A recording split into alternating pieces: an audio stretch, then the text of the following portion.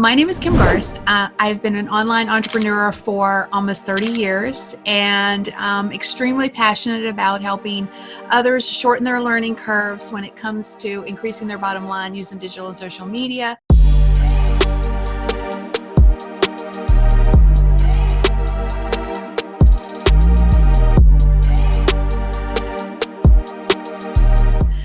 I am a wife. I've been married 35 years, so a long time there. We just had our 35th wedding anniversary yesterday. We have two puppies, two sons. My boys are grown. Yeah, I'm a big hockey fan. I actually love to play. My boys grew up playing. Well, I have been around a long time. So I started in the early days of social media, and back then it was easier, frankly, than it is today. It would be a slightly different approach, I think. In fact, when I coach people on how they get started today, it's probably way different than when I started, because I honestly started with no plan. I just threw stuff out there and hoped something stuck. So my strategies have evolved, and I learned, through the process. So how I teach people now is different than how I started. I guess that's what I'm trying to say. My name is Avi Arya, father of 2 girls, 6 dogs, husband to a superwoman, a streetcar racer turned hotelier, and now social media marketer and founder of the Internet Moguls of the world, a family digital marketing school where kids, their parents and grandparents can all come together every week and learn an art of digital marketing. Somebody can become a YouTuber, somebody can do something to be able to stay at home, spend that time with their families and never have to leave and still make an income. That's me. Wow. Okay. I don't have one prepared quite as well as that one, but let me give it a go. My name is Kim Garst. I've been an online entrepreneur for almost 30 years and I'm extremely passionate about helping others shorten their learning curves when it comes to increasing their bottom line using digital and social media. I am a wife. I've been married 35 years, so a long time there. We just had our 35th wedding anniversary yesterday. We have 2 puppies, 2 puppies, 2 sons. My boys are grown. They're not your kids' age at this point. They're young men, and I love them dearly. And I love God and hockey. I'm a big hockey fan. So you guys living in Canada are probably hockey fans, maybe. Yeah, I'm a big hockey fan. I actually love to play. My boys grew up playing, and so they were great. I was the favorite mom because I would go stick and puck with them. So all the kids thought I was super cool mom, Awesome. The one thing that stuck out in your hero introduction was that I love God. We love God too. So yes. People saying that. Yes. Yeah. So like I said, Kim, this interview is going to be part of the 52 interviews, which will open the school to at least 1,000 of the first few people who get in. Now, this is a special time in the human race where people are going through, challenges. Yes. Our idea is to say, I don't want people to do what I did. To build a business, they had to let go of the time with the family. So, but if you learn the art of, somebody becomes a YouTuber, somebody becomes an Instagrammer, the other person can become a blogger. One person from one family can learn one skill, and all 4 of them can do this from anywhere in the world and use that time that they spend in traffic or wherever with their family. Having said that, the aim of the school, the audience that you will be speaking to, and the audience that will be listening to you will be teenagers, their parents, and their grandparents. So the kids have got questions set up for the teenagers, and then for the parents, and eventually what the grandparents can do around Instagram and all your expert areas. So with that, I leave it to my co-founders to start the Q&A. Okay, awesome. Thank you. It was lovely talking with you. Lovely talking to you as well. Thank you. Okay, let's start. All right, so our first question is, so you are an Instagram influencer, and I was actually watching some of your videos before starting. So firstly, how did you start? For anyone who wants to become an Instagram influencer, who wants to start reaching out to people, and kind of how you were interviewing Chanel and all these other people, how do you start? How do you build that personal brand to get to the point where people trust you enough to be on your show? Well, I have been around a long time. So I started in the early days of social media, and back then it was easier, frankly, than it is today. It would be a slightly different approach, I think. In fact, when I coach people on how they get started today, it's probably way different than when I started, because I honestly started with no plan. I just threw stuff out there and hoped something stuck. So my strategies have evolved, and how I now, and I learned, through the process. So how I teach people now is different than how I started. I guess that's what I'm trying to say.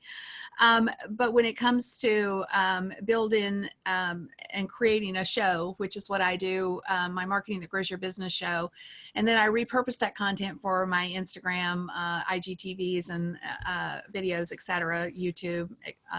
But I host a show every Monday, and I invite guests to appear that have, value-based content that they can share with my community.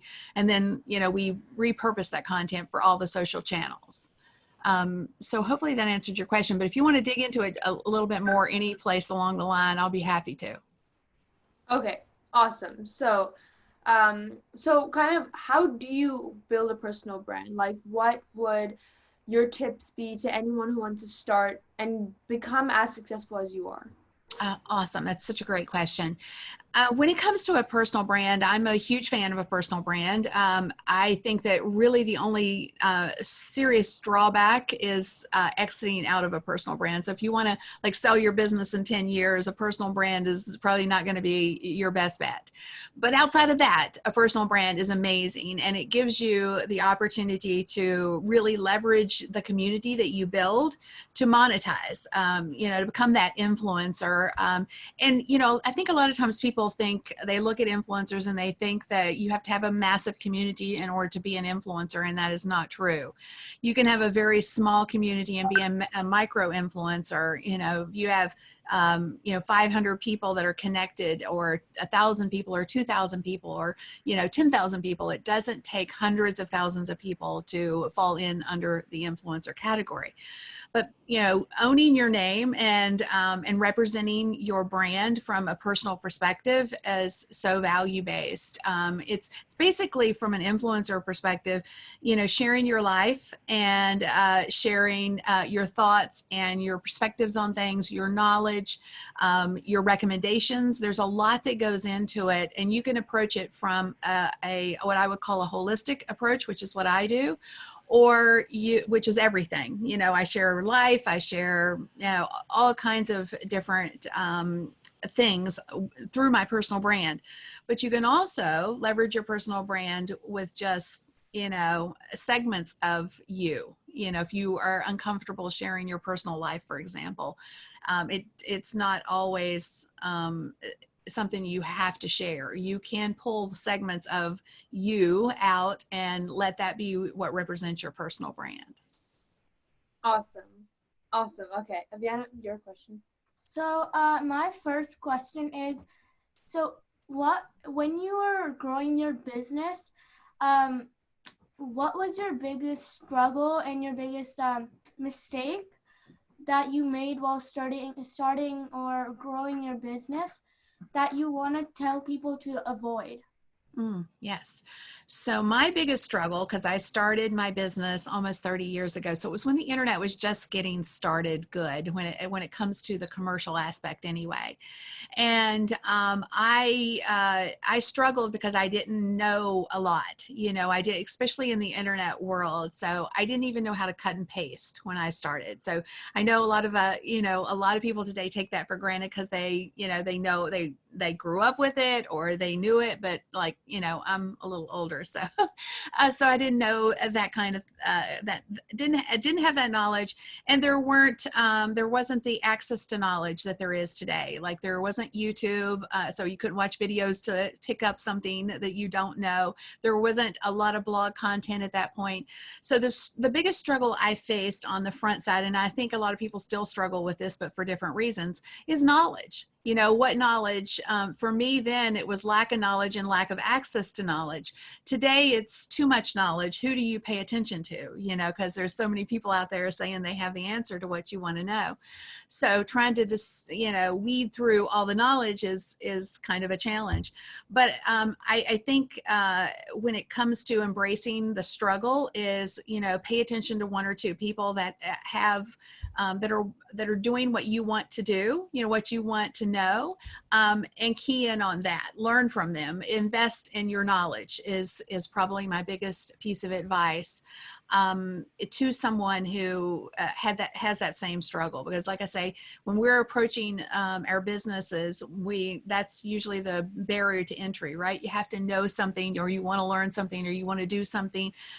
So invest in learning and embracing that, whether you can get it for free or whether you have to pay for it. Awesome.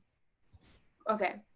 So my next question is, for my grandmother, who is an ace entrepreneur, how should she start her Instagram journey? And what would be the first few things that I can tell her?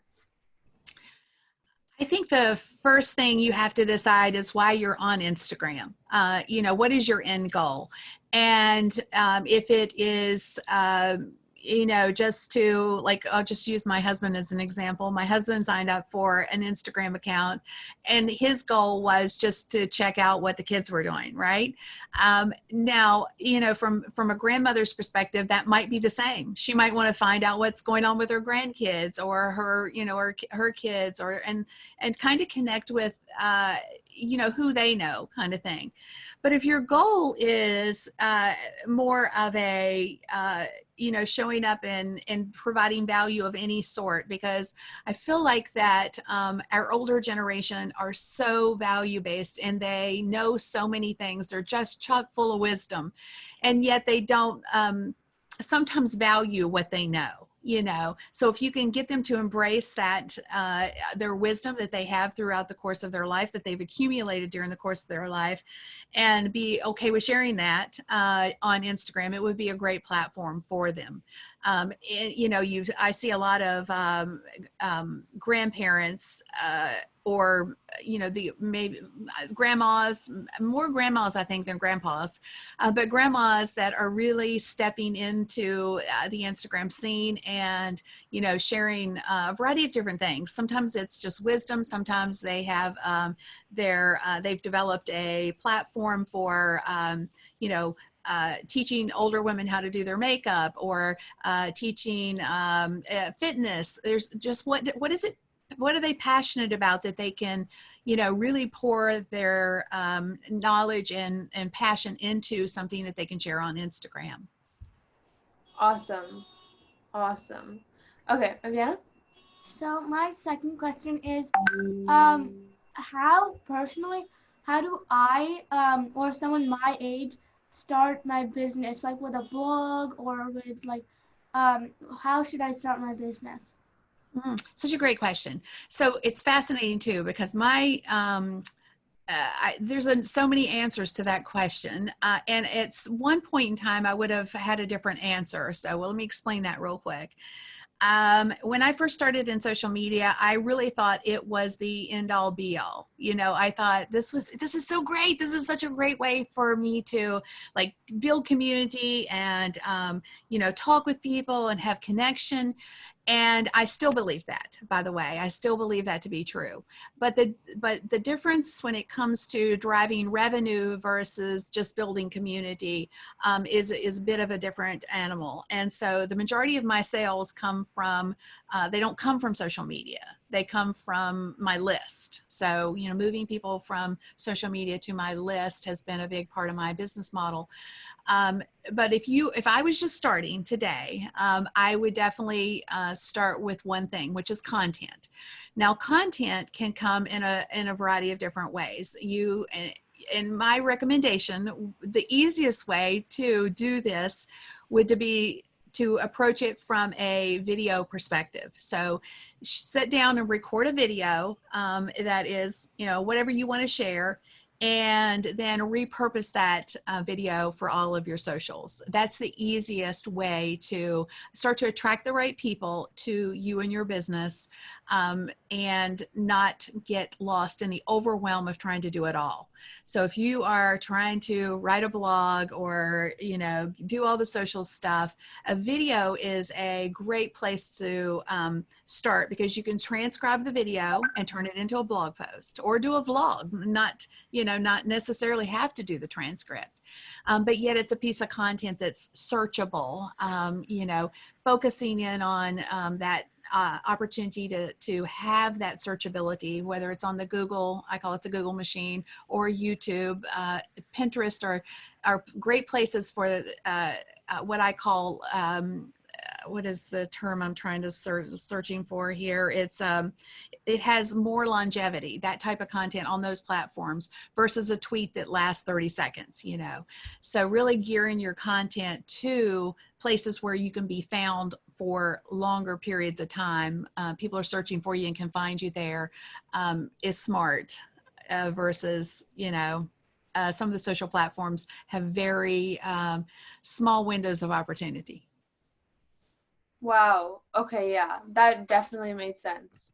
Okay. Good. So my next question is, do you use Instagram Reels? I knew they're a new update, but do you use them? And if yes, how would you suggest teenagers like myself and like Aviana, how would you suggest we can use it? Ooh, I have not started using Reels yet. And I haven't, I know it's a fairly new feature, so I haven't really done a lot of research on it yet to see how people are using it. But I think, from the perspective of how teenagers can be really leveraging Instagram, it goes back to content, pure and simple. What the format is, whether it's IGTV or whether it's stories or whatever it is. In fact, I would embrace all of it, if you can, because people consume different types of content in different ways. One of the things I'm finding on Instagram is how powerful the stories are. And I'm curious, feel free to, I'd love your take on this too. But I know for me, most of my usage of Instagram now, I start with the stories almost always, rather than scrolling through the feed. I'd love to hear whether that's true for you guys. Do you find yourself doing the same thing, going for the stories? Okay, good. So, the stories are very impactful. I'm finding the IGTV content is working very well for me, but as for the Reels, I haven't been using them, so I can't give you a whole lot of data points or how you could potentially use them yourself. Sorry about that. No, not at all.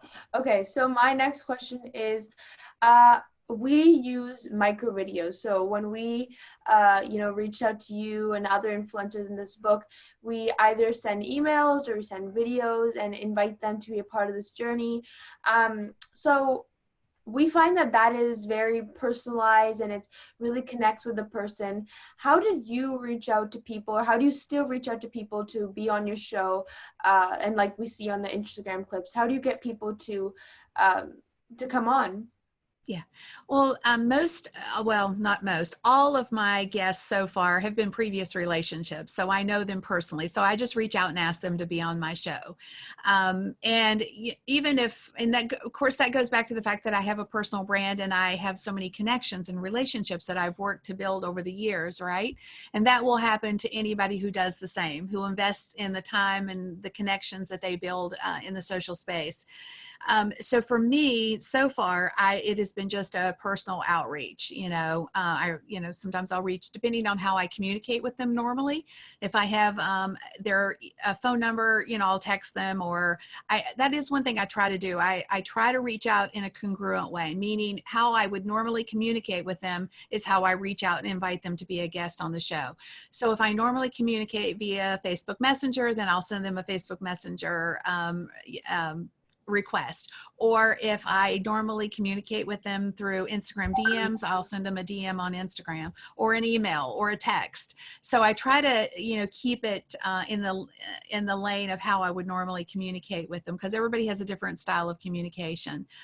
But that said, the micro videos are incredible. And I will say this as an influencer myself, when I get a micro video that I feel like somebody has made just for me, I am way more apt to pay attention to it and actually say, yeah, this might be something I want to do, versus just a standard copy and paste message. So I think the micro videos are incredible. And if somebody is interested in, doing a guest show where you're reaching out to people, absolutely do the personal outreach with a video. I think would be your best bet. Awesome. Yes, for sure. We believe in that as well. Yeah. Aviana, your question? So my last question is, we use the term internet moguls a lot. And for us, an internet moguls means, our definition is someone who spends quality time with their family, but also works hard on growing their business and improving their business. So what would your definition of an internet moguls be? Well, based off of your definition, I think that a lot of people who own online businesses struggle with what I call life-work balance, where they are struggling to connect. They're hustling, to grow their businesses, and I think a lot of times their family time their family time is a problem. They're not devoting as much time to their family as they potentially should be. Just like your dad talked about on the front side, he was building this massive business and he was, it was awesome, but his family time was curtailed. And I think a lot of people fall into that space. So for me, the way I approach what I call life work balance is that there is no such thing. There is seasons, I think, in our businesses and in our personal lives.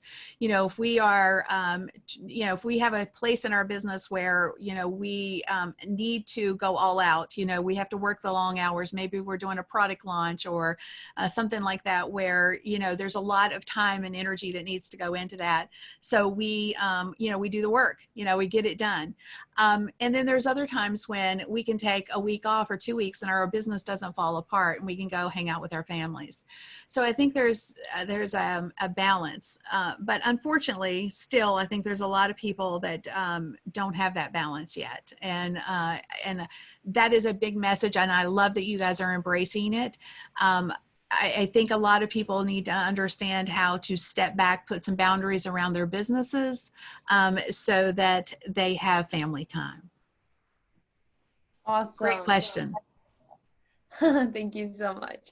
Okay, so next, how does one use hashtags? Is there a format or a formula to use? I can say, speaking on my behalf, or maybe other teenagers, to grow my personal brand right now, what I do is just use hashtags where, and I find maybe this is a mistake, you might say no, but what I do is, I'll search up hashtags which are in the community that I want to attract. So where the audience is that I want to attract. Do you agree with this, or what would your formula be? Well, I have a 3-phased formula for hashtag use. So let me explain that real quick. I have what I call the large hashtag hub, which is, just the major ones where there's millions of people using that particular hashtag.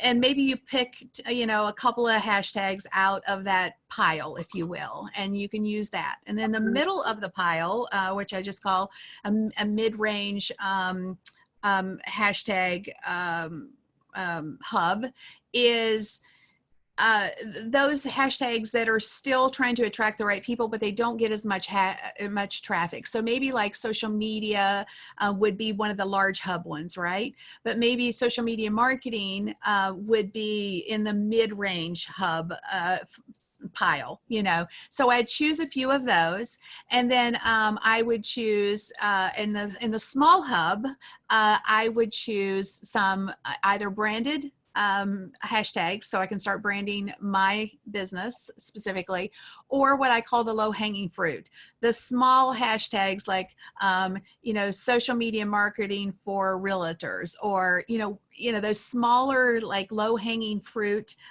types of hashtags. So I usually break it down into those, big hub, medium hub, and small hub hashtags. And at the small hashtag, making sure that you start coming up with a few, at least one of your own branded hashtags. Awesome. Okay. That makes sense for sure. Okay. How can we sell products low ticket versus high ticket?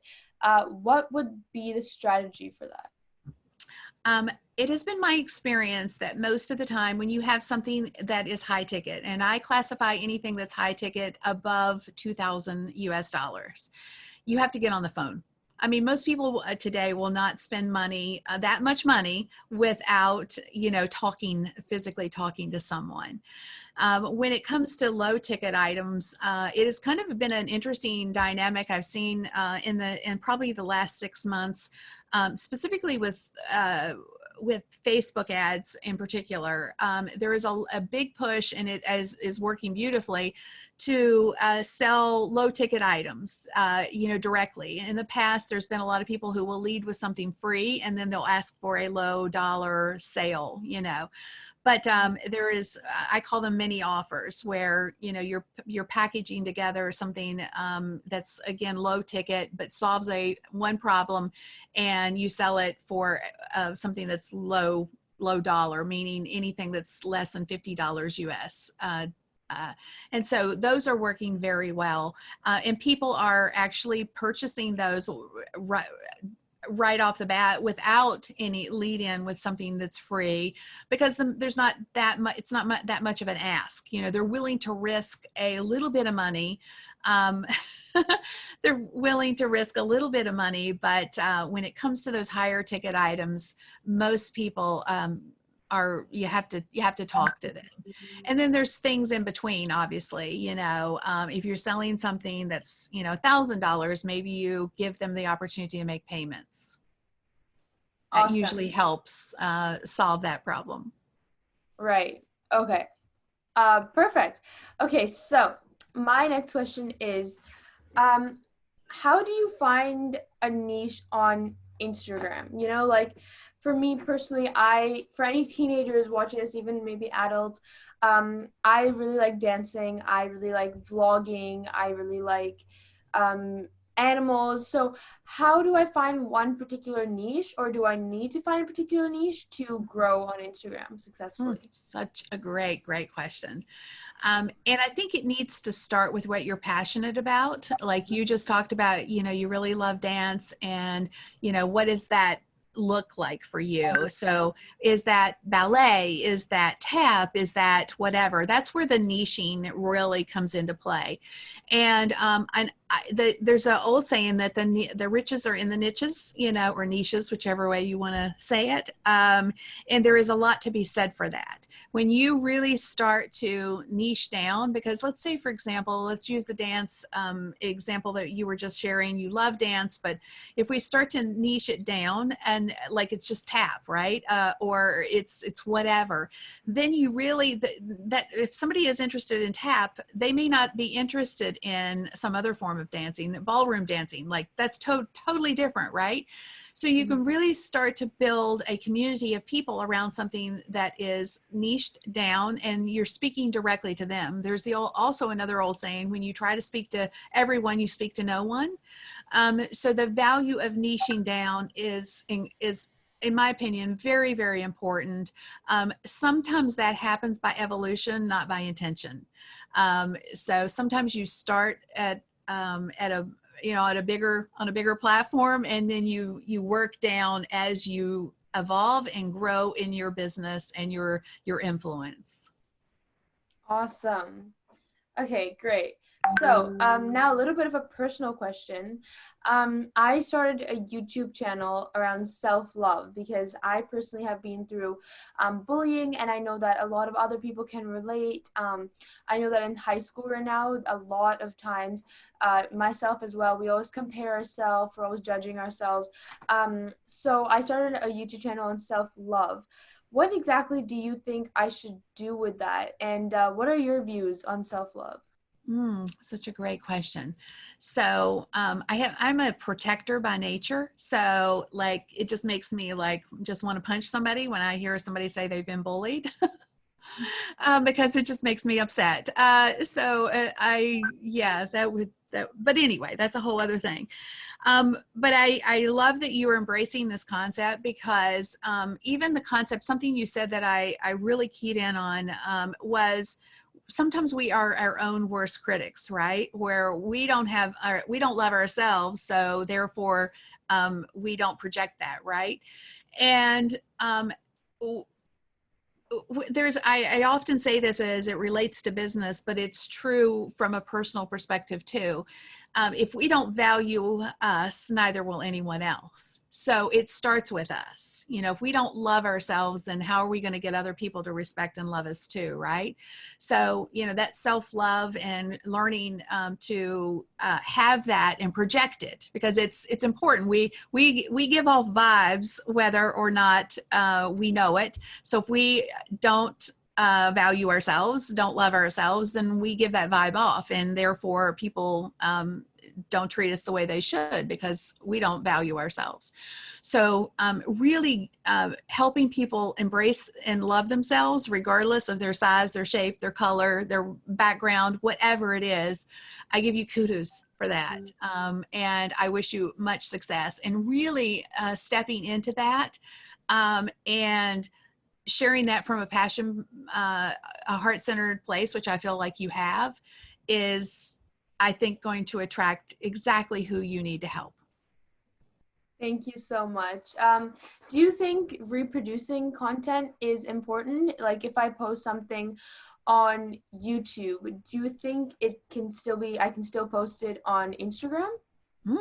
Yes. And or another suggestion, one of the things that we do, we don't do the entire video on IGTV. We just take snippets of the video and use it on other platforms.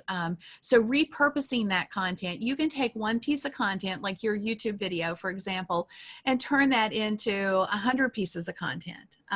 You could turn it into an Instagram story. You could turn it into an IGTV. You could turn it into a Facebook story. You could pull quote tiles out and make visual images for it. All of those are great opportunities to share that content in another format. You could pull the audio off of it and create a podcast. Awesome. Yes, that's very true. Okay. So what are, we look at success, people see success as, oh, this great thing, oh, it wasn't hard at all. But success comes from lots of, I would like to say, like nails in the foot, right? So lots of blood and sweat. What are some failures that you went through to build to where you are today? I laugh and tell people I fail every day, honestly. And I embrace failure now, because I feel like it tells me that that's not my path, or if that is still my path and I still want to pursue it, then obviously that particular way of doing it didn't work, right? So for me, failure is now a good thing, because I fail faster. The sooner I figure things out, the failure helps me get to a successful place. I think a lot of people get wrapped up in the failure so that they don't, they don't proceed beyond it. Like, what was the lesson in the failure? And that was me at a certain point in time where, I was failing, this isn't working, I'm ready to throw in the towel. And there's that old saying that, most people throw in the towel right before they achieve success, right? And I think that's true. It's like, it's not how you fall down, it's how you get up. So it's all about embracing the failures and understanding that they're just teaching moments. they're not, technically you only fail if you quit. So just getting back on the horse and, you know, what's the next step? Usually, I mean, I've had massive failures. So I'll give you a couple of examples of, well, I'll just give you one in particular, which was a financial loss, you know, where I made a major mistake when it came to bidding on a job. So I bid on this job and I just didn't think it through. And it ended up costing me literally thousands of dollars. And you could have said, well, that was a major mistake. It was a major mistake. Don't get me wrong. But I learned a lot through it. And I learned how to do better quotes, do better proposals. In the end, it was just a lesson I needed. And that's the way I look at all failure now. It's like, okay, what was the lesson? And, you know, and even when you learn the lessons, I will say this too, sometimes you repeat the mistake. So sometimes you don't learn the lesson well enough. The mistake comes back again. But again, just look at it like from the perspective of, okay, what's the lesson? And hope that you remember it the next time around. Right. Yes. I always think of what's the bigger picture. What is this going to teach me, in a few years from now, or what's going to teach me when it's over? Yeah, absolutely. Yes. So, what is so I know that you're all for Instagram. I am also all for Instagram. I started vlogging on Instagram actually, before I went to YouTube. So what is your biggest hack to grow your Instagram platform? It's a great question. Normally what I do, in fact, we do this daily, where we take a look at some of the biggest influencers that serve my person, serve the same type of person that I'm interested in helping. And not only do we just take a look at their content and that kind of stuff, but we really go and take a peek at who is engaging with their content. And so we engage with their content, and then we engage with the people that are engaging with their content. And almost always that creates additional followers. So it's about giving value back first, not just like following people to follow people, but it's about engaging in the conversations in a way that makes people feel like you are there to help them. But doing it in somebody else's community so that you start to attract the right people to you. So that is one of my core strategies, and it's been the most effective way of attracting the right people to my Instagram account. And then there's also hashtags. I'm a huge, huge fan of leveraging the power of hashtags to attract the right people too. Right. Yes, for sure. Okay. So Daddy tells us that his micro video students to go live every day and to answer questions on Instagram Live. Can you give us some tips on going live on Instagram and how to make the most of it, especially if someone is camera shy or not confident on going on Instagram? Well, I think a lot of times people don't get that they don't necessarily have to show themselves. Technically they could go live and, take people on a walk with them, or, if they're going to Disney, they want to share that, they can share life, not necessarily showcasing themselves. But I will say this for those that are afraid to go live. I was that person. I was the person who was a perfectionist, who didn't feel like the environment when you go live was controllable. So therefore, it can't be perfect, right? But that's one of the things that I embraced very quickly when I realized people didn't care what I looked like. They didn't care if my hair was standing up or my nose was shiny or my teeth are crooked or any of that stuff. Nobody cared about those things. They just cared about somebody that was authentic, that was showing up, that was giving them value in that moment. So it's not about us is the point. It's not about us at all. It's about knowing that something we have, knowledge or connection or stories, somebody else needs to hear.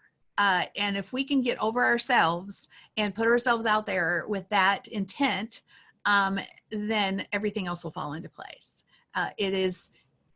Live video is something I'm probably most passionate about because it is, whether it's on Instagram or Facebook or Periscope or wherever, it has been one of the most impactful things I've ever done for my business, is showing up and understanding that I'm here to serve somebody else. It's not about me. Awesome. Okay, great. So Kim, tell us a little bit about your company, your course, and how you help people. I have a small boutique marketing agency, and outside of that, I do a lot of training, small courses that solve a specific problem through my Business Builders Academy. I have a large social media community on pretty much every social platform. I'm very engaged there, so I do connect and talk with people every day.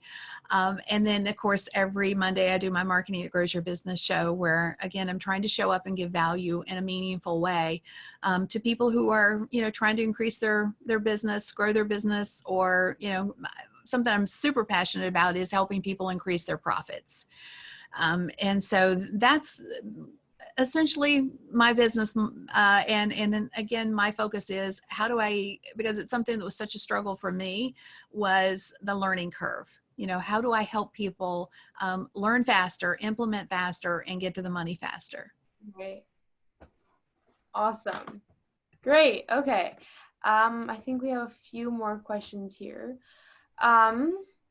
So we talk a lot about rituals, and rituals are very important to us, especially as we write our books. In our book, like Dad showed earlier, we talk a lot about rituals because we feel in the younger generations, it's not really there anymore. It's kind of following what everyone else thinks in society. So what are some of your rituals that have helped you to become successful today, and that you continue to practice? I think there's two things that I do every morning, and that is read my Bible and journal. And journaling, I think, one thing in particular when it comes to journaling that I think has been very impactful for me has been the gratitude piece of it. So one of the things I do frequently or every day actually, is write down 3 things I'm grateful for today. And some of those things are, some days they carry over, or they're repetitious, because, there's certain things that you are more grateful for some days than others. But just really keying in on that sense of gratitude has been really impactful for me. I start out from a mindset of gratitude each and every day. So instead of just jumping up and getting ready to go and not really spending time to work on your mindset. So that's something that's been very, very helpful for me personally. Right. Okay, awesome. And lastly, just before we finish up, so you talked about how grandmothers, they can find their, as long as they know what they want to do on Instagram, as long as they know their goal, then they can definitely start at any time. So what advice would you give to them, any mothers who want to start? What is your advice to them watching this, wanting to start Instagram? Just do it. I mean, seriously, just do it. Just get started, set up your account. I think the next thing that's really important is to play with it. I think that's the other thing is, getting used to an app and understanding the pieces and parts of it. How do you upload a video? How do you upload an image? How do you create a story? How do you go live? I mean, just play with it. You can always delete it if you don't want it to be there, but no, going through the processes of doing it yourself. And even if you have to Google it, find a video, well, how do I upload an image to Instagram? But play with it. Don't let it intimidate you. Because there's nothing there that you can't learn. Absolutely everything can be learned, and it's not difficult. It's just because of lack of knowledge that you are fearful of it. But don't let the fear hold you back from doing something amazing. Awesome. All right. Hello, I'm here for the closing. The wrap up. Okay. The wrap up. Thank you very much. I had one last question for for an audience that's already been working on LinkedIn. Some people sell trinkets, you know, 5, 10, 15, 20, $30 items. And then some people also use Instagram to sell $10,000 courses. So what would be your suggestion to people who are watching right now and are selling a high ticket item versus a low ticket item? How should they build their funnels, and whatever your advice you can give us? If you have a high ticket item, you normally have to go through a sales funnel, meaning, and I would argue that you technically need a sales funnel for most everything, but let's break down a high ticket item, and then we'll talk about a low ticket item. But a high ticket sale usually needs to go through a process where they get to the higher ticket priced point versus just saying, hey, here's $10,000 offer. Most people aren't going to do that unless they get on the phone with you, like I mentioned that before. But if you take people through a process where, you know, maybe they get something that's value-based for free, and then they get something that's low cost that just gets them to spend the first dollar. The first dollar is the toughest to get people to spend with you. Once you get them to spend that first dollar, then maybe you get them to buy something that's more expensive, right? Because they're going to see the value at every stage of the sales funnel. And then, you know, you eventually get to, they've gotten so much value from you at the intermediate, from beginner to intermediate levels of spend and of course knowledge or whatever it is that they're purchasing from you, that they're ready. You know, you've basically warmed them up for a bigger sale. And I think that's essentially true even at a low cost price point. Where, you know, even if you're offering something that's free and then something that's low cost, especially if that person doesn't know you, they're cold traffic, you know, they have no frame of reference for who you are, the chances of getting somebody to spend a lot of money with you is nil. I mean, they're just not going to do it. Versus, you know, having something that's free that, oh yeah, I need that. That's going to solve this problem for me. And then maybe giving them an offer that is a low ticket offer, you know, something that's less than $50 that gives them an opportunity to spend the first dollar with you without them having a large financial commitment to you at that point. And that can all be done through an automated process, by the way. It can all be done through a sales funnel. So that's why I think sales funnels are so, so important, regardless of whether or not you're selling something low priced or something a higher ticket priced item, is having it set up to where you are nurturing them along the sales journey to get to whatever it is that you're selling. And that could be something that's low ticket priced to something that is very high ticket priced. But giving them the opportunity to take the customer journey based on where they are in the moment. So just to recap that, we give them something almost for free to get their email address and the permission to market and speak to them, tell stories to them, and then nurture them along the way, sell them maybe a low ticket item. And then as confidence builds with feedback, because as their confidence builds, you will also get customers who will give you feedback saying, this is not what I like. And then you reiterate and then go towards a bigger item. So business, like everybody says, is a long-term game. Nurture your customers. And a low ticket item, somebody who buys a low ticket item is not necessarily a low ticket customer. Like you, this is what I learned in the last 2 minutes of what you just said. So that customer, if nurtured, can be your high ticket customer. But a lot of youngsters today are saying, all I want to do is start with a $10,000 product. So your this answer really helps put that into perspective. You will get there, but have patience and don't try to go for the kill, because it's a relationship journey. The reality is that marketing is hard. It's getting harder because, you know, in the past it has been, you know, 7 to 8 touch points, traditional marketing, you know, where, you know, people need 7 to 8 touch points. It's now about 20 to 22 touch points online. So it's because they're inundated with so much information today, and having, you know, your nurture sequences set up, and, you know, being committed to giving value, and knowing that it's not about, at the end of the day, if you don't lead with a servant-based heart, then don't bother, because people have a lot of choices today. And if you don't come at it from a place of authenticity and service, then you are going to struggle to sell. And that is not something I want for anybody, because the end goal for for anybody that starts a business is to make money. But if you, again, don't come at it from a place of, care and understanding and relatability, and then sometimes it's all the pieces too. The pieces can be hard. So start with something small and, take some baby steps.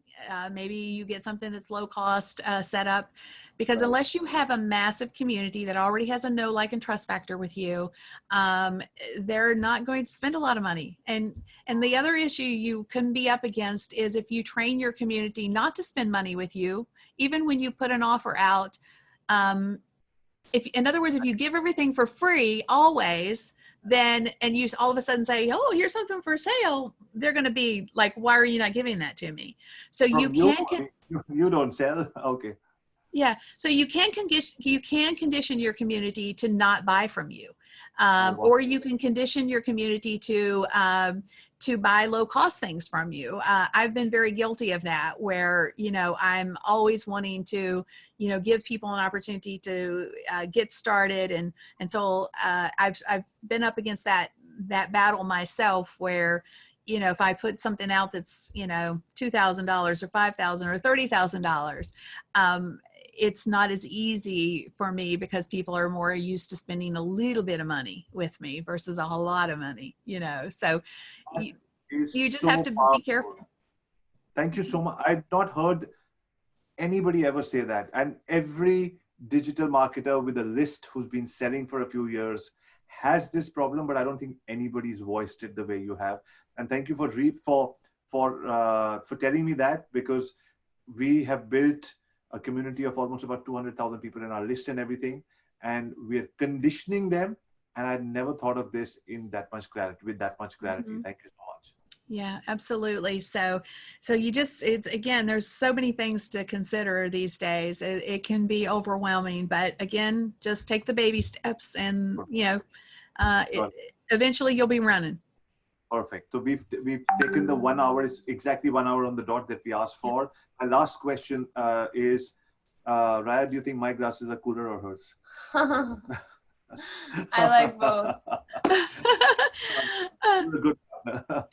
All righty. Good answer. Good answer.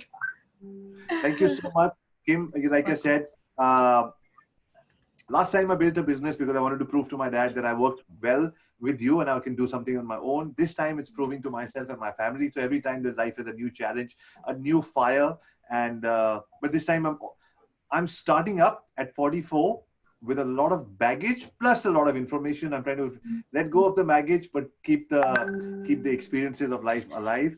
And also, sometimes my co-founders are not very easy to work with, but we're going to make it work. Well, they may think that their co-founder is not easy to work with sometimes either, right? And that's exactly what you to say. Go ahead, say it.